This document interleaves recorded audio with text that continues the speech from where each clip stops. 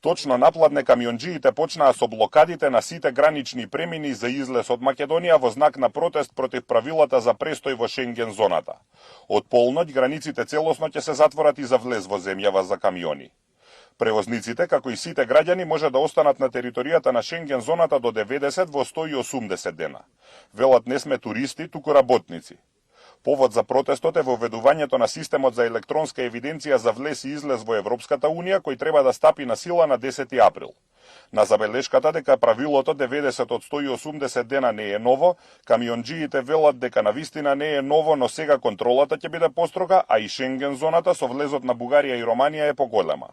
Оваа регулатива е многу стара, меѓутоа сега со воведување на новиот електронски систем за контрола на границите, порано требаше да ги бројат печатите, деновите и ни прогледуваа низ прсти, додека сега, со самото појавување на граница, самиот систем ќе исфрли колку дена си и ние ќе бидеме оневозможени за влез во ЕУ.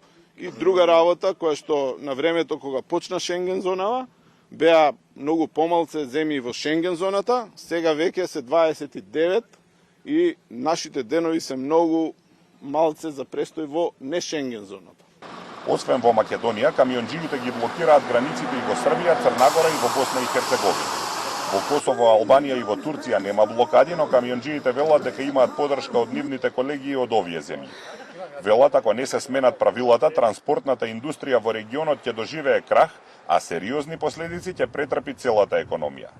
Со 90 од 180 дена не може да биде исплатлив бизнисот и камионите треба да бидат паркирани.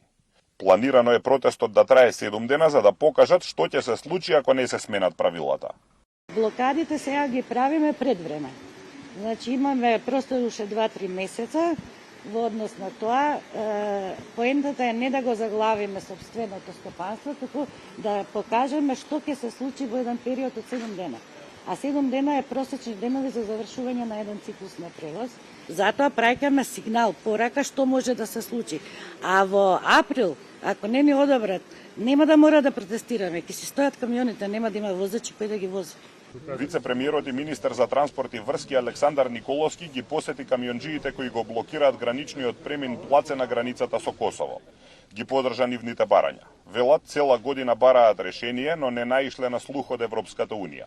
После блокадите очекуваат промена на ставот на Унијата.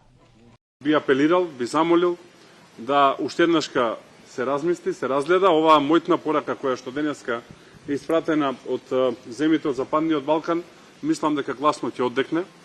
Ние преку година дена предупредуваме, зборуваме со представници на Европската комисија, се обидуваме да објасниме.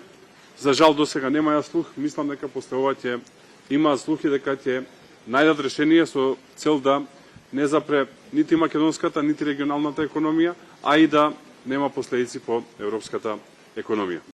Решението се гледа во изземање на превозниците од броење на денови, зголемување на периодот во кој може да престојуваат на територијата на Шенген зоната или воведување на 5-годишни работни визи. На границите е блокиран само товарниот, а не и патничкиот сообраќај.